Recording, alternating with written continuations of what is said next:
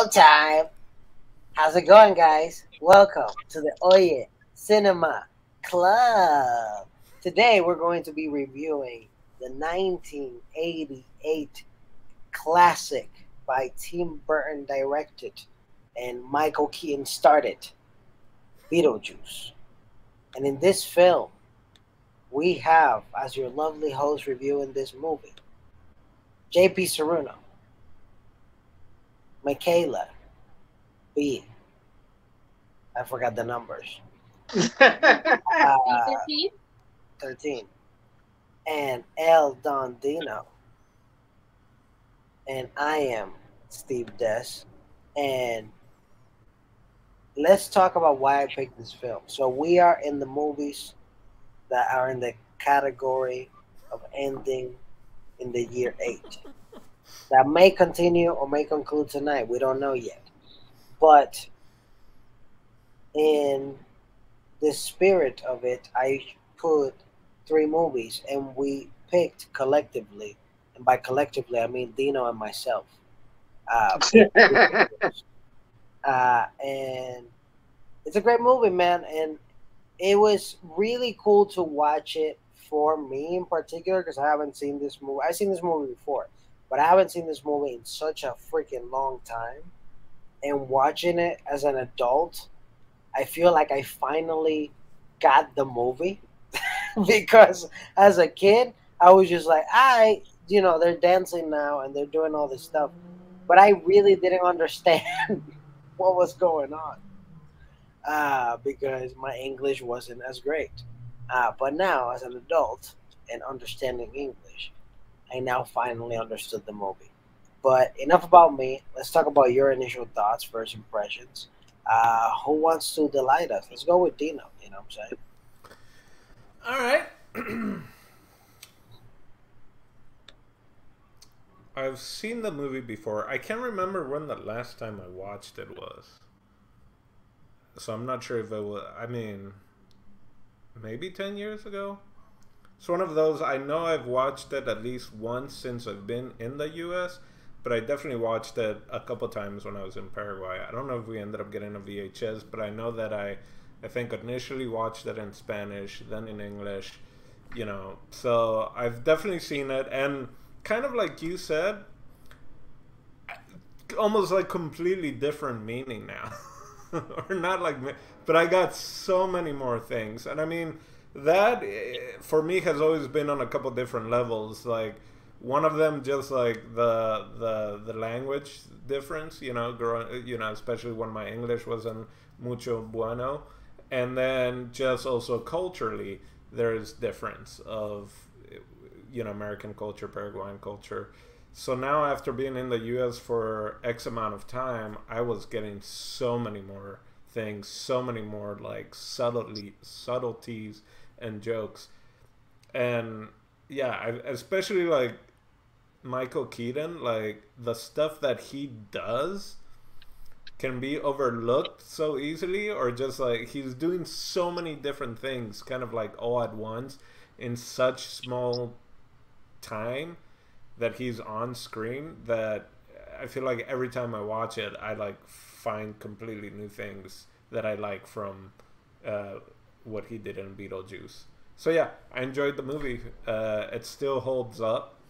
And you know what? Like, I'm totally fine with that kind of like animation, stop motion capture type of thing that they were doing.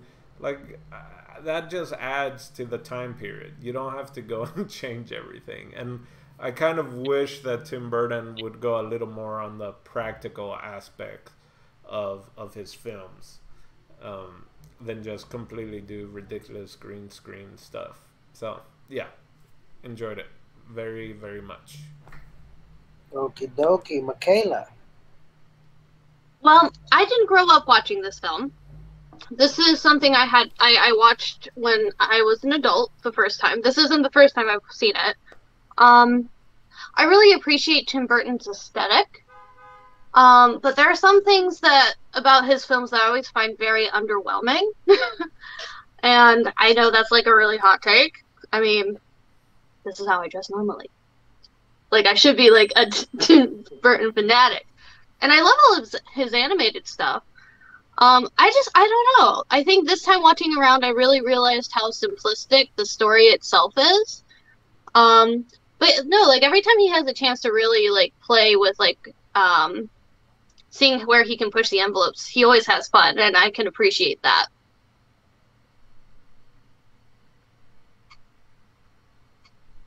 I hated it. I'm just kidding. Of course, No, it's crazy because I kind of had the same feeling that Nikhil did. Like, it's funny because like I thought the last time I saw this movie was like ages ago. But Michaela reminded me, was like, no, like the last time we saw this movie was like together with the roommate, like maybe 2 years ago, which is like, really? It's been that? Like, that's not too long because like I honestly didn't remember much about the movie, and I feel like I've seen this film multiple times, but I guess for me, it's like nothing ever really popped out because each time it might as well be the first time that I watched it because like there's nothing that for me is too like memorable or like I guess it's just not for me like because like when like I felt the same feeling too. It's like a lot of this, the story was awfully simplistic and very surface level, and like the plot moves in like in a very quick and smooth direction. There's not that many obstacles or not that many like I don't want to say like inconveniences, but there's sort of like happenstance moments. It's like well we happen to do this, so we're going to the next thing, or it's like be careful, I'm gonna give you the plot right now, but don't do it. That type of thing. And like I really like a lot of Tim Burton's animated stuff, like The Corpse Bride, Frankenweenie, and of course Nightmare Before Christmas. Even though that one people can't debate, like, well, it's more of a Henry Selick than a Tim Burton movie, but you know, it has his name on it. It's still his story, and I feel like I remember those films a lot better because you know his aesthetic. Like he started out in animation. He was drawing for Disney before he went off and did his own thing, and I feel like that's where his strong suit is just sticking with you know cartoons and stuff like that. So like it's a classic. Beetlejuice is a classic. Michael Keaton has a few great one-liners. There was even a few lines that watching this time around, I was like, oh shit, he said that? Like he was allowed to say that? You know, and oh my gosh, his antics. I really do like the practical effects in the film, and even the hokey stop motion stuff. It makes it so much fun. It's so weird because like it almost feels. It makes the film feel a lot older than it is. Like it's not that old, but like the stop motion is like, oh my gosh, this is something straight from like a B movie from the '60s or something. But I think you know that's part of the fun of it all. So like it's weird because like I don't know why I don't remember the movie that often because I know like after this review, the next time I see it, I'm gonna forget half the movie. I just know it, and I don't know why my brain is built that way. But you know, it's a fun little movie. There's a lot of people really admire this film, and I just don't happen I don't have to be one of those folks, but I do like it, and I'm gonna forget in the next 30 minutes. Damn. Damn. there you go. So let's get down to the nitty gritty. What is everybody's thoughts of Alec Baldwin? Like, come on, like he looks like a totally different guy. Like, baby. It's weird because he is so like we can't say like so baby face and so young, but I feel like because we saw fucking They Live, and I feel the same way about Keith David. Like Alec Baldwin's voice hasn't changed that much. Like he still sounds like Alec Baldwin, but he sure don't look it. Yeah, he's such like he's very dorky looking in this film, which is crazy. He hasn't up yet. No, he hasn't, and it's crazy because I remember seeing like his older stuff, and he comes up across as like, oh, the macho kind of douche guy. But like this one is like, wow, you look like a fucking nerd, which you know is what his character was. Yeah, a nerd, an ingenue. and also let's talk about the death. So I didn't know it was so silly. Like I Right. don't. It's a weird thing when you think about it.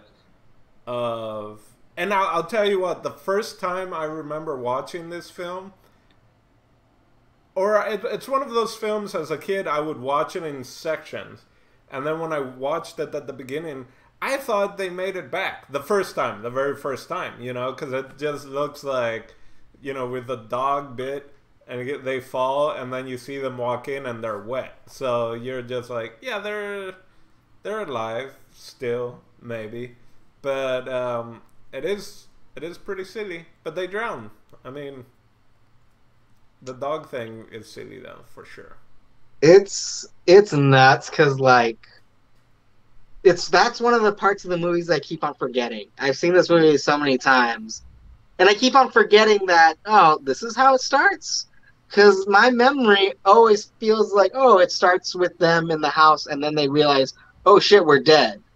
Like I don't remember them ever having we get to see them have a normal life, see them struggling with our fucking relative wants us to sell the house or how they died. And I think it's nuts so that of all things that they could have died from, other than the fact that the dog made it comedic, I was like, yeah, I'm sure that's a very normal way to die. Car goes off a bridge, it's not even that high, falls into a river, doesn't even seem that deep.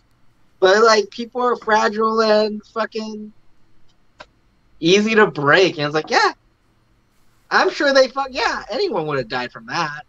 It just seems so abysmal and plain that it's like, really, this is how Burton killed them? Okay. Well, that's part of his morbid sense of humor too. Yeah. Right. They make it so simple. Such a silly, simple kind of way. Compared to everyone else that they kind of meet in the in-between zone, or the not-so upside-down world of, huge gashes, like burnt, all these other things, and they're just kind of like, we drowned. I mean, a person who literally looks like roadkill. Yeah. Even as a kid, that was one of the few things I did remember was always that character, because I couldn't help but think how long did they leave this poor guy on the road? How did he die? Whereas that's his corpse. He's just a flat 18-wheeler. 18-wheeler, I guess. On the highway at night, no one can see him. Maybe that's the never mind. I was gonna make a Naked Gun reference, and I was like, no. Hypothetically, if you guys were driving and a dog accidentally kills you and throws you into a very shallow river, and you become ghosts and you're hunting your house, do you guys want to have the book of the deceased, or would you prefer the audio book, or maybe the YouTube video? Well, if it was a book, JP wouldn't read it. Oh, shut the fuck up. I hate you. If it was longer than 20 minutes, he wouldn't watch it. I would want it I would like it like IKEA instructions. That's how I would like the book. That's good. That's good. That's I need step-by-step instructions, and I think I could follow that. Because when they were reading that book out loud, I don't even think the audiobook would help me. No. So I would need the IKEA version of the book of the... But see, even then you wouldn't have the little wrench thing. I know, right? I would need 5-minute segments the of video. YouTube videos of the book, and then I would have to look at the recommended of people's reviews and thoughts and their interpretation of the book. And it's well, the book says this, but in actuality, we found that doing A, B, and C is a lot easier than doing Z. Yeah, you would have to look at the screen rant breakdown of the book. Oh my gosh. Or Watch Mojo. Or Watch Mojo's like top 10 ways to top 10 to enjoy death. Um, Oh my god. how about you, Steve? Question right back at you. Would you want a book? Would you want an audiobook? Would you want yeah. Interactive, like Iron Man style. That you can like, VR. yeah, VR. You can click it and go like, okay, I wanna check this out. Okay. Very, very futuristic. Yeah, yeah, yeah. So which character was the standout for you in the movie, and which one did you identify with the most? Let's start with Michaela. Um, I mean, the iconography for this film is incredible. Like, there's a reason why, like, you still see people like being like, "This is my Beetlejuice look." Like, no, it's always the Beetlejuice. Like, they never try to do the Winona Ryder bangs, which is like, hello, that's kind of iconic. Like, I'll admit that. I don't know. It's just I always have like a hard time with outsiders who are clearly like just like, I know I'm an outsider. I'm the only one like me. And which is such a shame because like this is such like a whimsical sort of thing. Mm-hmm. And it's just I don't know, I like so many of these characters I have like such a hard time grasping. Maybe like the bad guy mom.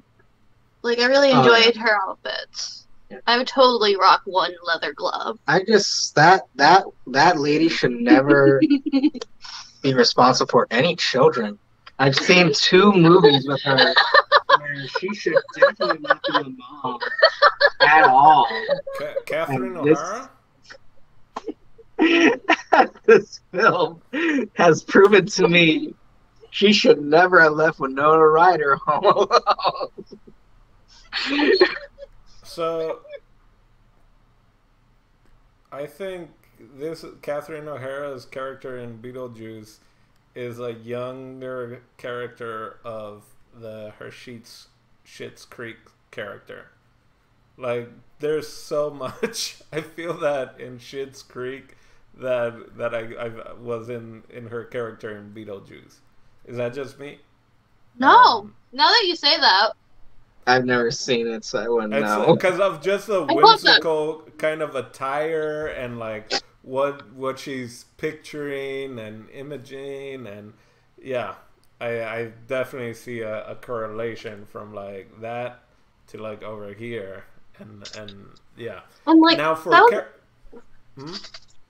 sorry, it just like occurred to me that it's just like it's so weird to me how her parents are supposed to be like normal, right? Normal-ish, like but they're not. Oh, because she's a crazy culture. How is that normal? She's her stepmom. That's why it's not normal. That's part of the issue. That's her stepmom. Because even at one point, Winona's like, "Oh, your mother," or whatever, and she's like, "Stepmother." Yeah, but that's like. Mother. But like that's like the whole point of Winona's character is that no one understands her because she's so different. And it's like your mom is literally making centipedes out of stone. Like your stepmom. Does she say no one understands me? I'm so different. She says that she's utterly alone.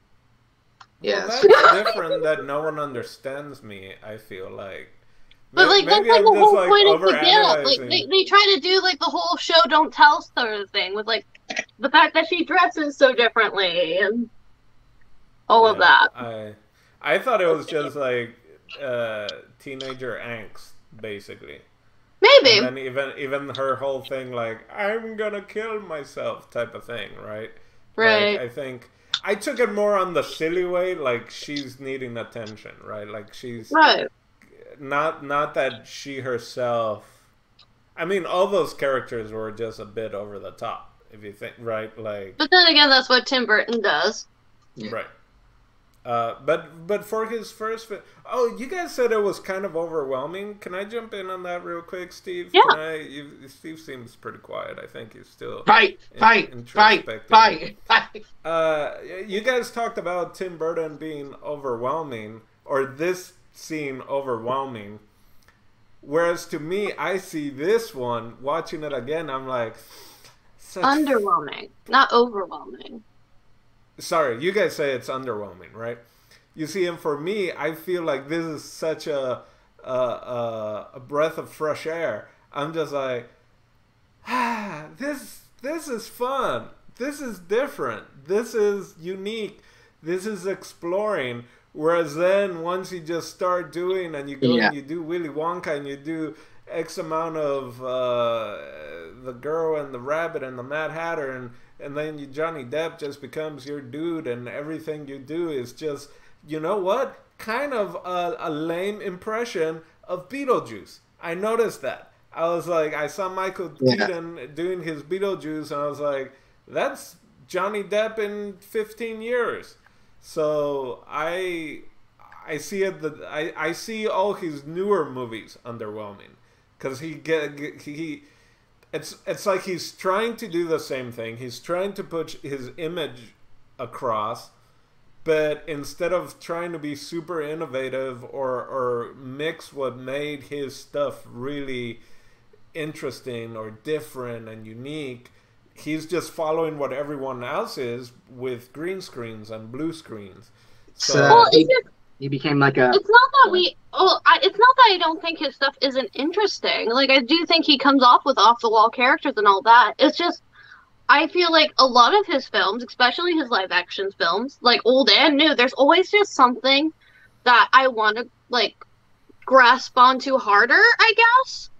Because, like, I felt like the first time I was so excited to watch Attack on the Martians. Yeah. Like, I was so excited to see that for Mars Attack, and I just couldn't get into it. I never watched that one, but I know it's got really big mixed reviews. Yeah, and I'm just saying that it's not for the lack of interest. It's just sometimes I think he focuses so much on, like, the image of the thing that his stories tend to focus more on the aesthetics than, like, the actual development of it. And I'm not saying it's not fun. It's just sometimes I find it's hard to find anything for me to just really lock into and be like, yes, this is my jam. Okay, I agree with that. And you know what? I just recently saw an interview. Michael Keaton is actually promoting The Protege, which is coming out, and or just came out. Probably when you guys hear this, already came out months ago. But they asked him about Beetlejuice, and that I guess he turned down Beetlejuice 3 times. That's Beetlejuice, no. Beetlejuice, no. Beetlejuice, no. But and I was like, why would you turn that down? And he's like, well, try explaining Beetlejuice to someone. And I was like, but think about it without actually have seen it, right? So he was like, I just didn't get it. He was like, I met with Tim Burton, and he kind of explained it, and I left, and I was just like, I don't know what he's trying to do. So I think that adds a little bit to what you're saying, where it's like Tim has these probably phenomenal ideas, and as he's also gotten bigger, he's able to get kind of the imagery out, and maybe the plot doesn't fully always get flushed out, or the dialogue. Is that kind of what you're going, like, idea-wise, imagery-wise, he's always, I think, hit it out of the park. Always. Like, it's just like JP was saying, like, all of his animated stuff, I love to death. Like, I could probably do a whole dissertation on the genius of Frankenweenie. Like, I'm not exaggerating. I love that film so much. But it's just, like I said, like, with his live action stuff, like, I think he just has ideas that are so big that, like, he's trying to accomplish everything to the smallest detail that he forgets some of the bigger details. So we do end up with this very wonderful, whimsical piece of art. but you can just see that you can just feel that it's missing something. So the Or cool thing, yeah. So just with Michael Keaton talking about it, so he finally kind of got convinced, and I think why they worked well together was that he was even kind of like, all right, give me a day, like after like the third time, he was like, give me a day to think about it, and he like called the studio. This is Michael Keaton, and he's just like, let me get these different costumes and just kind of, I'm just gonna try something. And like Michael Keaton showed up to meet up with Tim Burton, and it was kind of like, this is what I got from what you told me. It was like, yeah, that works. And I guess they collaborated, and Michael Keaton, I guess, improvised like over 50% of his lines in the movie. So that's kind of you and there I guess you can kind of also see kind of the plot and kind of like where certain parts feel more fleshed out or certain parts feel more organic. And and I know there's a lot here that I'm bringing out, but I'm thinking also about, he directed Sweeney Todd, right? And I think I really enjoyed that. And that's almost like he had someone else's words, someone else's material, and because he had to kind of fit into that narrative, but put his spin to it, I thought that worked great, right? Exactly.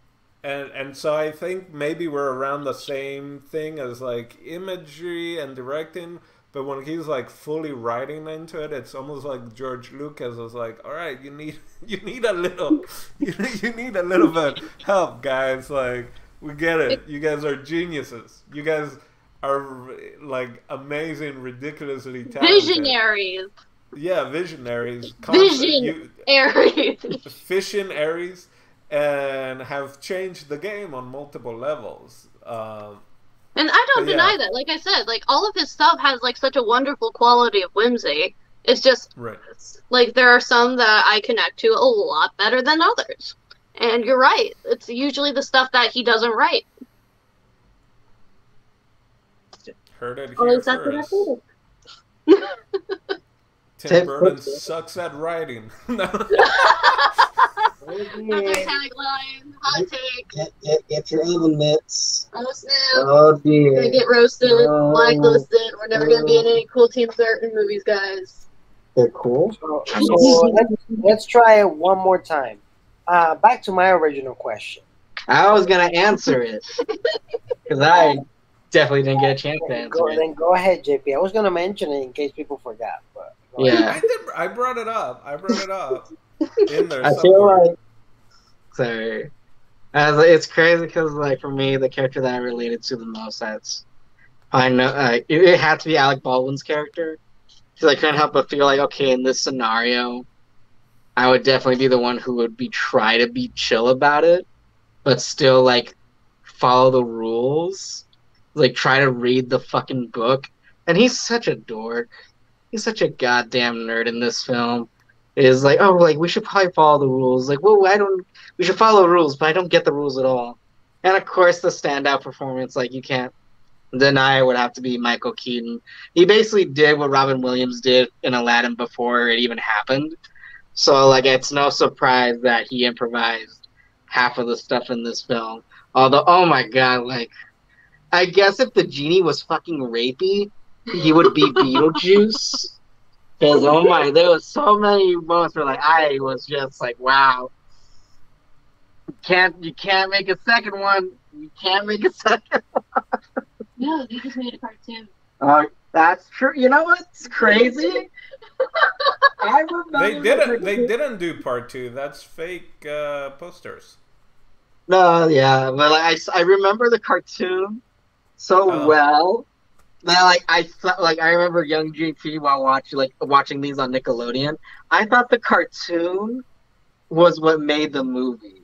I didn't know that it was one of those like weird Isn't that a weird off sidebar? JP sidebar.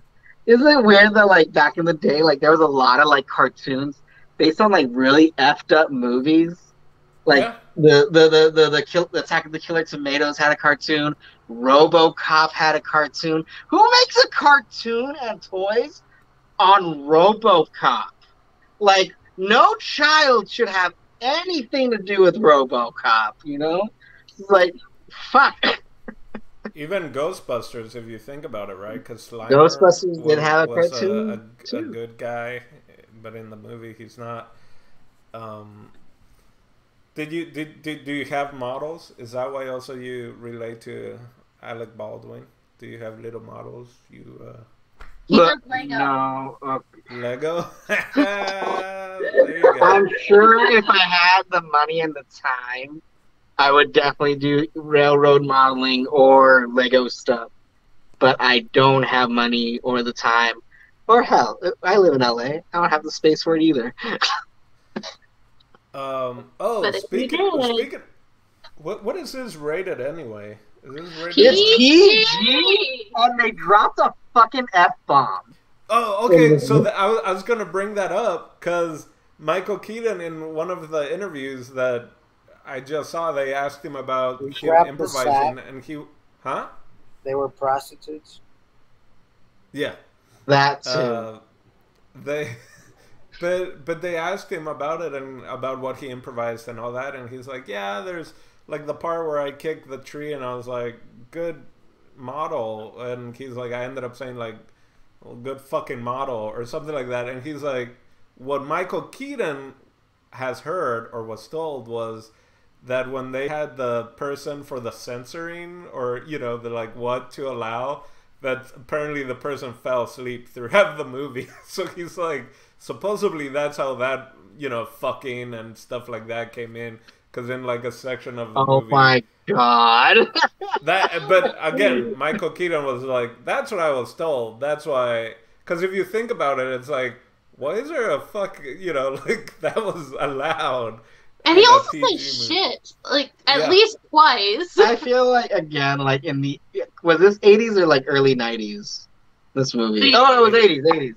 Yeah, I feel like the 80s, like, even the Transformers cartoon movies, they say shit, like, twice in that film. I feel like shit was an okay word to use during the 80s. So I'm not surprised that he said that, and, again, they got away with the PG rating. But I think it's funny if that's the reason why, because you're right also, there's some moments in that where it's like, it can get really slow. Just really like, oh my god. So I can imagine someone that is doing that for a job just being like, what happened? Just completely miss it. So one thing that I know, anyway, we're doing characters. Steve, why are you so quiet? This is why I keep talking, because I hear no feedback from our trusty leader. Sabotaging my shit, so... You're what? Fuck. You guys are sabotaging my shit. Fuck. No, we're adding. It's the icing to your cake. Where's the censoring guy for this? So, no, go ahead, say what you're gonna say. What I noticed this time around, and maybe it's one of those things like JP said that half an hour after we finish, I'm not going to remember, is like, I always remember like they would come in and they would like do all this different like construction, and it was going to get super dark and mopey with a decor and stuff like that, but I never remember what the parents did. But I think, and then they have the one guy that's her friend and is all like looby-dooby, and then that they try. I always thought that they were just exercising them, right? But I had no idea. I never seemed to remember or just recall that the idea was it's always about real estate. It's always about buying cheap real estate and trying to flip it and make money. And like back then, they were gonna like turn it into like an actual haunted house ride and all that. And I had no idea that was like the side plot, or that it was like, oh yeah, we're getting investors and we're gonna turn this into a ride, which then totally explains when Beetlejuice has like the carousel and all that. Because as a kid, and even I just didn't realize that was it. I don't know. So that's one of the newer things that every time I watch this, I recognize or I notice something, and it's like, oh, so that's what the parents were trying to do. That, and then that's why Winona is like so like, I'm all alone. Because one side, the ghosts are like, tell your parents to leave. And then the parents are like, tell your friends, the ghosts, to come and play with us. And she's like, nobody wants me for me. We all want to use me for something else. So, yeah. Man, well, as sad as that is, she's been through Stranger Things. Get out. Just get out. That's true. Like Edward Scissorhands. Was that her? Yeah. You know what's crazy? Kayla hated me for this before we watched the movie. I was the way like, she's looking at you, I think she might still hate at you if you say it. I confused her for Christina Ricci. No, that's a fair assessment, because I was thinking of that. I mean, I knew, but I was just like kind of going back and forth of like, they were like the interchangeable girls there for a while, of dark and moody and angsty kind of teen. I bet there's like an old dusty ass script somewhere where Winona Ryder played Christina Ricci's like young mom, and it was gonna go to these fuckheads like Joel Schumacher or something like that. I bet that script is somewhere in a vault. I bet. Probably like a Freaky Friday, bit of like sister types. Oh my god, it'd be so dreary.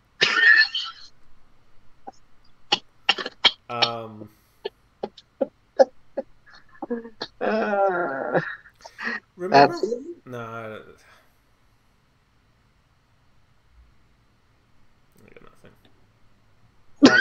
Okay, great. I was gonna bring up the Winona, like Free Winona, but I'm like, you guys are probably too young to remember back in the day when Winona. Is that when she was caught shoplifting or something like that? Yeah, she was the before there was Free Britney, there was Free Winona. So I mean, I think it's so crazy though. Like out of all the things that could like end someone's career, like it was really career ending from my understanding. Is like she just was shoplifting. Like really? This is the thing that we're gonna be like mad about? Is that she was caught shoplifting? I mean, sure. I guess, but what did you say, Michaela? I missed that part. Socialism would rise. All because of Winona Ryder made shoplifting okay. Well, I think so. So there was the shoplifting, and then mental breakdown. We can not like she's crazy, but just like a mental breakdown, which clearly Britney Spears even had a back in the day. That was kind of what is now the cause of all this shit that came up.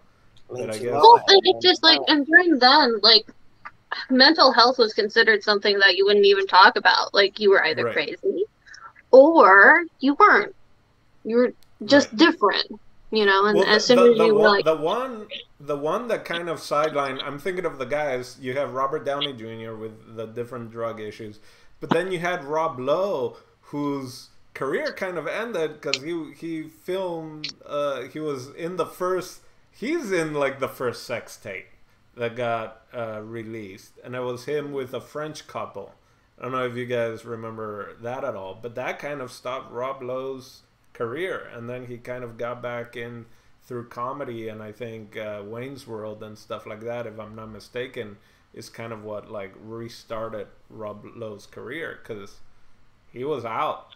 He was in a threesome in his so that was when sex tapes were like career enders or like hindered, not like now I'm multi-millionaire billionaire family can continue to make money out of my one sex tape with a basketball player.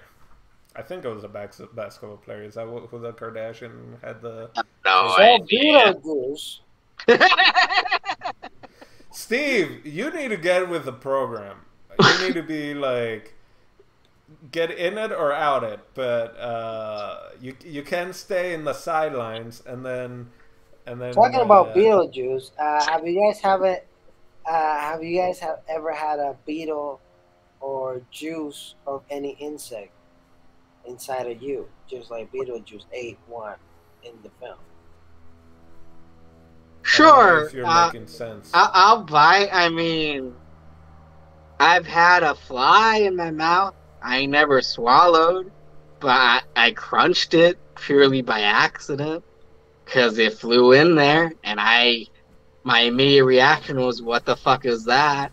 And it happened to be in between my teeth, and I spat it, but it never intentionally went in. So I've had a bug in me. If that's what your question is. I mean, I've had grasshoppers on ice cream. That's true. That is true. You did. You did. I've tried the mealworms. Oh yeah, that's right. I tried both. I had a lollipop that had in the middle. The scorpion? It had a worm and it had a cricket. So I ate it. Yeah. I don't know, like the mealworms tend to seem more like Rice Krispies to me, whereas like the crickets, there's a little extra texture that I don't really care for. When I saw the mealworms, I thought it was like gross rice. And then I told you what I should have fed you a scoop first, and then told you. I would have hated you. we were still young. I think you would have liked it. We were still young, bro. It would have ended right there. I'm probably sure I've eaten a couple ants here and there, especially in my cereal. So I mean, in Paraguay, we had sucaritas. Sucaritas was our frosted flakes, and the minute you open that box, I would get ants. Especially like in Paraguay, like it just like didn't really matter like where you put it. It just kind of got ants, and then you'd like pour it, and then only after you poured like the milk, then you would see like ants starting to float. Oh no! And sometimes I wouldn't notice, and my dad would be like, "Dino, es proteína, es bueno." So not wrong. That's the only beetle milk that I've had. On that, why does anyone know why he does write it Beetle Guys? Oh, that's the name of the star. Star? He's named after a star, which is like yeah, because Beetlejuice is one of I'm probably like totally messing this up, but it's one of the stars in Orion's belt. It's the red one. Its name is Beetlejuice, and it's spelled with a G. Got you. I'm sure that there's like some sort of like demonic folklore that goes along with that. Because I've always thought that was crazy too. That like, because when we first saw the movie, like just like today, I always assumed that the movie title was the way that they spelled his name in the movie. So when I saw, I was like, oh wait, it's actually spelt like Beetlejuice, like a beetle and juice, not like how he spells his name. I thought that was weird. Another thing that I keep on forgetting whenever watching this movie again or revisiting this film. Yeah, Beetlejuice is usually the 10th brightest star in the night sky after Rigel. It's a Google. I did Google it. So Beetlejuice before this they had the cartoons, right? The cartoon was, I think, after the movie. Yeah. I'm almost certain of it. Okay, so where did it come from? There were books about Beetlejuice? No, I think it's the name of a star, and I think he just thought it sounded funny. Yeah, Beetlejuice was just... So Beetlejuice was created when this film was made? Yeah, I think so. I'm almost certain of it, yeah. Yeah, I didn't see anywhere that it had any other background or stuff like that. So technically, Michael Keaton is the original and only Beetlejuice. Yeah, I Okay, am because I Beetlejuice. remember watching the cartoons, but I wasn't sure. I guess the cartoons were made after. And what was? Wait, no. Well, See, Far from the Maddening Crowd, 1874, novel by Thomas Hardy. Beetlejuice makes a single appearance in this book Uh, as a star. So it's been named that for at least since the 19th century. the star, not the character. Yeah, the is star, what- not like a character. He originated the character. Sorry. so I got one question and then one for everybody. So my question is: was Beetlejuice always in the little town that was built in the base in the attic, No. or was he in the actual cemetery of the town? Actual cemetery. I think he might actually technically be what's considered a poltergeist. Yeah. If you really want to be like technical about ghost lore, because he attached himself to two spirits. He has power in his name, which is he was the assistant to the lady, or the that too. Is established like that. She brought that up that he was her student basically. Mm-hmm. So that's what he was. He was supposed to be helping the newly deceased, kind of like her, but he decided He was her Lucifer. go wild. He mentions he's been dead for what, 300 more years? Millennia? At some point he throws a millennia joke in there. He does. He's existed for at least 600, because he mentioned something about like when you've been around for 600 years, and then he makes the millennia joke as well. So I think at the least 600, but he's probably been around longer in this movie. No. Yeah, maybe. He's a fast talking pervy demon. Yeah. Or what was y'all's favorite scene? Favorite scene. I always really like the dance scene. It makes me smile every time. Which one? Damn. That was another thing that I did not know, like, which I'm gonna forget in the next 30 minutes. Is like, because I remember that scene being so random, but they dropped that song very shortly in multiple other scenes. Mm-hmm. So I was like, oh, it's a setup. Okay, it's not purely at random. They established like, oh, this song might have some importance. Yeah, that's what they were listening at the very beginning of the movie when he was working on his models, I believe. Which makes sense, right? Because again, you think that there's what, a good 10 minutes before they die in the movie, right? Mm-hmm. Something like that. So you kind of never think of like because it's like pre-Beetlejuice, right? Like, what are you actually gonna remember from the beginning? So yeah, the music's trippy, and then Beetlejuice. Every time I just think it's so funny how they have like the turf, the model turf that they kind of step on as well. I love that kind of like, fun idea of like digging through the plasticky turf and then the corkboard and. I'll admit, I got to appreciate that detail this time around. It's like, oh, like you can literally see the cardboard, the foam, and then the cardboard again. It's like, okay, that's funny. I feel like my favorite scene would have to be anything in the other world, because like those scenes are the ones I actually remember the most. Them in the waiting room and then going through the halls and whatnot. And I guess like my favorite joke of the film is, this football team is pestering the lady. Is like they think that she's the coach, but she says like, no, your coach survived. And before the scene ends, one of them comes by and is like, Coach, I don't think we made it. Yeah. It's like that's great. I fucking love I love that dialogue where it's like the sudden realization is like, wait, I think we are dead. I think, yeah, I those are fun. I think like the kind of the top three. The music thing is just really funny, and then the Beetlejuice when he's doing kind of like the used car salesman shtick is really The funny. commercial. Yeah. And then what I always remember is the very end with Beetlejuice in the waiting room again, and he tries to swap numbers with the.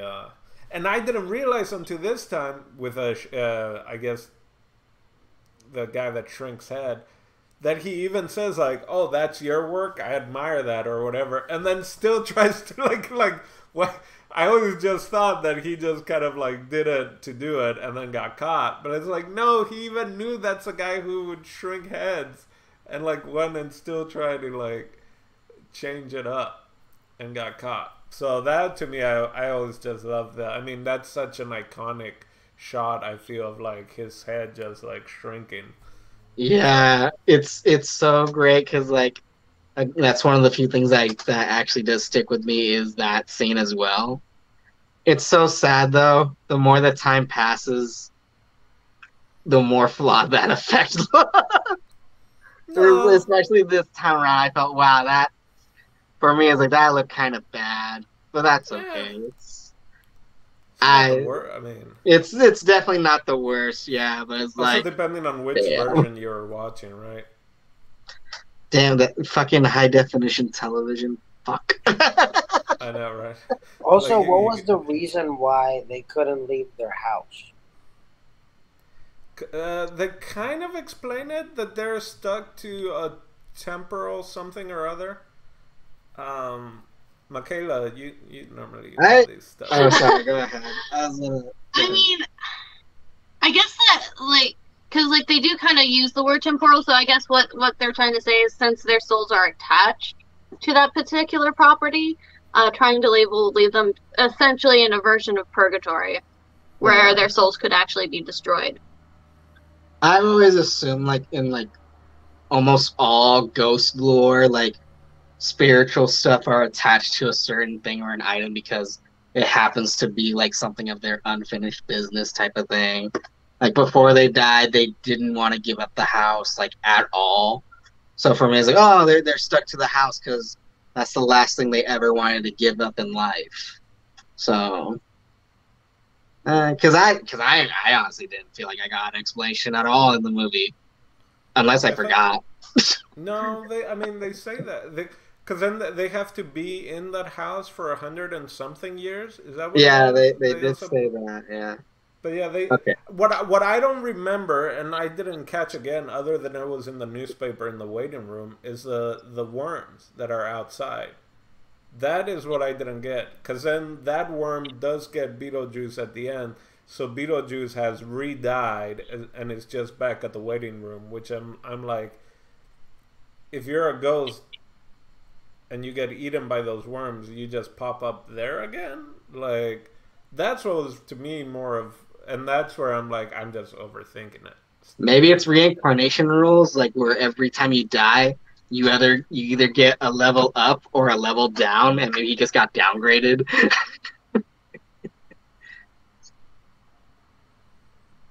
Yeah, I don't know. Question. Does that answer your question, Steve? It does. It does. Is there anything else that you guys want to discuss about the movie? I don't think. I like the theme. It's a good theme. Dun, dun, dun, dun, dun, dun, dun, dun. Hey, don't do it too well. We won't be able to clear it. Oh damn it! You're right.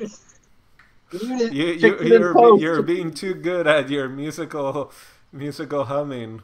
Oh my gosh! Link to the theme when we do it. What? I said just link to the theme when we do it so we don't get strike down. I love if that's what comes to strike us down. It's like For 5 seconds, JP was humming the Beetlejuice theme song. They don't know this, but Des literally muted my mic for 2 seconds. I did. What did you guys think of their how they made their faces to scare them whites from the house? I couldn't help but think of another Tim Burton movie. Was Pee-wee's Big Adventure, when they saw when the Big Marge stop motion scene. So like, it's just stop motion, even horrific stop motion like that. It makes me giggle. Like, it's so rad, it's so cool. And plus, like, I think it's like, I thought it was a very cool thing that the movie decided to go with when it came to, like, oh, specters and whatever. It's like, oh, when you're a ghost, you can morph yourself to whatever the fuck you really want, really. It's like, oh, okay, that's cool. They never like explain why or how, but it's like, nah, that's dope. I'll roll with that. Especially like when they first try to scare the family out of the house, like, you don't ever see them like experimenting or trying to dismember themselves or like do fucking horror shots. They just know that they can. It's like, okay, that's fucking all right. I'll roll with this. You're a ghost. You mean at the very beginning when they like hang themselves in the closet? Yeah, like that scene. I was like, that's another thing I didn't remember, was her ripping off her face. I don't remember that at all. So when that happened, I was like, oh fuck. Like, I yelled. Because it was animated. So you probably yelled. What about when Beetlejuice was literally murdering people? It was great. Beetlejuice was murdering people? Well, He was trying to. Oh, he was trying to.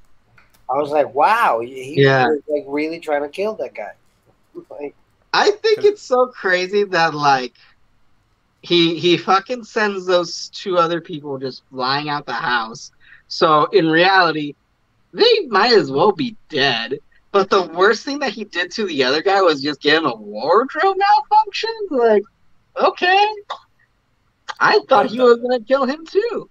Well, that like where he was just like something about powder blue being like the worst color ever. Yeah, it was his horror. It was just horror for him. Because like he walked in the house, right, and he was just like, ugh. I get it, but I was like, then like afterwards, like fucking like put a spear to his mouth. I don't know. I mean, also the people that got launched. Where do you guys think they fell? Because we never heard from them again. Don't matter. I'm sure there's a storyboard somewhere that Tim Burton made where they're both launched into the air, and then there's this like graveyard shift worker that got deleted from the movie. Like, he's cleaning up the graves, and there's 2 empty plots just ready for tomorrow, and then these 2 just and the grave shifter like, oh, come on. No, see, then that scene would have to end up with both of them like disgruntledly like climbing out, grave like. Oh, that's the running post. Away. That's the post-credit scene, so that we know that they're okay. Yeah, and then they climb out and they go, well, if they just wanted us to go, they should have just asked. That's it. I think we have the sequel right there, guys. Brought to you by JP and Michaela. Steve, you're on mute. Yeah. I just realized it. Thank you. For my final question before we go to final thoughts is Winona's character at the end dead? No. Nah, she's not. She went to school. Everyone could see her at the school. I mean, she could fly. No. Well, she asked for that was her reward for getting good grades, was to get possessed and be able to like fly around and sing. Oh, okay.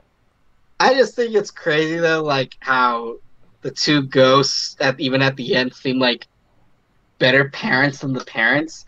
I thought that was so weird. So I was like, you know what? Maybe she is dead, and maybe she's just living life as a ghost girl who people are like, oh, we don't know she's dead, but then oh, You know, that's kind of maybe why they stayed, because the lady that was trying to sell the house for them was like, it's such a big house for people without kids. And clearly they had tried and failed. Maybe a miscarriage or maybe not even.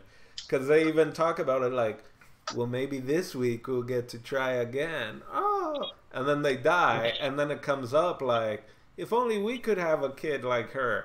So there's clearly this thing of like, now they're like, you know what? Like, we really just wanted to be parents. So maybe we can raise this kid.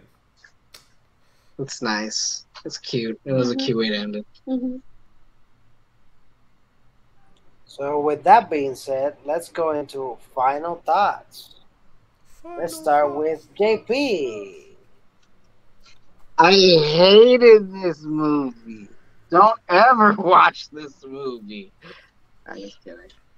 Final thoughts. I'm not gonna remember this film. And I don't know why. I honestly don't, because, like, it's not a bad movie. It's a very simple, fun film. I get why people love it, but it just never sticks with me. And, like, I'm going to forget by the time that we're done with this discussion. And it's another thing. I couldn't help but think about it even before I watched the movie. It's like, normally we say, oh, I would recommend it too. But I honestly don't know who to recommend this movie to, because I'm pretty sure everyone has seen it. And they have a better time remembering the movie than I do. So I'm glad that you guys can enjoy this picture and let it stick in there, because apparently there's too much junk in my head for it to just like have at least a day's worth of vacancy in it. It's a fun film. It's not one of my favorite Byrne movies. But like Dino even said, at least it's not a self-parody of what Burton is. So it's a nice, very simplistic, tamed movie. And if you like hokey, just like hokey horror, soft horror, because that's basically what this movie was, and a rapey genie, this is the movie for you. I'm tired. I'm going to get... Oh, God, I should shut up. Who's next? Thank you, JP. I'm next. So this movie was interesting because it's been years since I've seen it, and I saw it much younger. And like just going back again, I don't like watching trailers necessarily to movies that I'm gonna watch. And I just remember, okay, what do I remember? Okay, there's Beetlejuice, there's ghosts, there's strippers. Like it's kind of like weird. Like it's weird because there's movies that you go like, oh, this is a movie that I watch with someone, or this is a movie that I'm gonna laugh about. There's some people are just like really big Tim Burton fans, and they just go, oh, Tim Burton hardcore. But me, just as a regular casual movie watcher, it's very hard for me to even categorize this film. Like, where would I put it? But it's a pretty enjoyable film. I remember enjoying a lot the Universal Studios Beetlejuice karaoke extravaganza that they had in Orlando. I don't know if anybody here was able to experience that, but I did back in the day. Now they replaced that with the Fast and the Furious ride, which sucks. And anyway, my final thoughts is I will recommend this movie. If you haven't seen this movie, you probably are a very, very, very young person that probably thinks the 1980s is the age where dinosaurs were walking on Earth. So that's my final thought. Let's go with Michaela. What year did Jurassic Park came out? Was that an 80s movie? No. No, Damn. 94.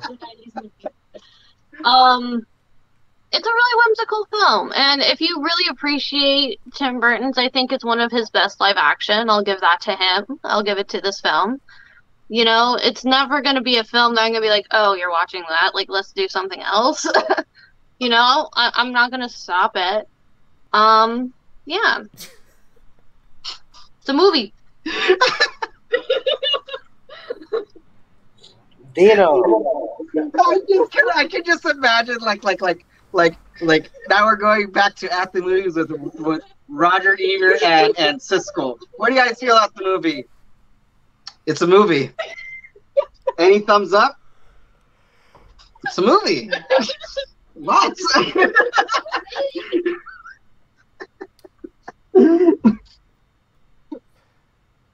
I like the movie. I feel like every time I watch it, I'll find something else that's gonna tickle me. Who do I recommend this to? This one, I would recommend it to anyone, but it has to come up organically. Not just gonna be going down the street, be like, "Have you seen Beetlejuice? You haven't? Watch Beetlejuice. Watch Beetlejuice. Watch Beetlejuice." So it's gonna be more of a, if I'm talking to someone, and for some reason, either Tim Burton comes up, Michael Keaton comes up, Gina Davis comes up, Winona Ryder comes up, Alec Baldwin comes up, ghosts come up, the 80s come up, the early 90s come up, Paraguay comes up. Yeah, then I might recommend it to people. But it has to be organic. That's it.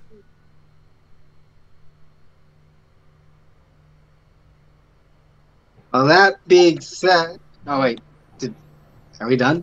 Yeah. I think Go. so. Oh, that was it. Oh, Steve, what? I don't know why I'm doing this bit. What? Steve! What are My you camera is like yelling way next? You can't laugh at your We own need joke. Jason back. I can't. He does the best Steve call-outs, that's for sure. Steve, what's next? That's my Jason. Next, so first of all, are we gonna do themes or just free for alls now? Because technically, we did a go around already from us of the movies that finish in the year 8. So since you said I had next, I was Yeah, gonna pick Dino's my next. movie Dino's next. and give a reasoning for the movie, and then if you guys kind of like that, well, anyway, yeah, set it up. You be like, who has next? I'm like, okay. If we like the, oh, go ahead. Oh, go ahead. Michaela asked me. So what are we watching next, Steve? I don't know why you asked me because it's not my turn. It's actually Dino's turn. So Dino, go ahead. Hi guys. So the movie I have picked is oh shit! I just had it. The Long Kiss Goodnight. It's from 1996, which it's a movie I used to watch a lot. But the reason why it's been coming up here and there. I think it's the same director writer as Kiss Kiss Bang Bang. But what made me think of it again is Gina Davis is in it, and Samuel Jackson is also in it, and Interesting. he's been and he's in that movie with Michael Keaton. So in my mind, it's like Michael Keaton, Gina Davis, Samuel Jackson, Michael Keaton. Yeah, they were in this film, and it's as a when I saw it in '96, I loved this movie. But I don't think I've seen it since '96, so it's been a while. So I kind of I'm thinking of maybe like try and find an actor or director from that movie that maybe goes into another movie, something like almost like a Kevin Bacon. That's cool. That could be kind of fun. Telephone. That could be fun. All right, So, let's do that. so this one directly, Gina Davis was in that movie, so now I picked it. So, but I was I'm gonna sure if suggest that before you said it. So technically, you robbed my idea, but it's cool. Did I though? Because I don't think anyone heard you say it. I'm sure it's gonna hold up in I mean, court. I do got the text receipt of me telling you the idea, but it's all good. For Is El it Baldino, timestamped? yeah, Is it for El timestamp? Baldino, Michaela, JP, and I'm Steve Des TV. We'll catch you next week. Bye bye. That's how my hair looks like.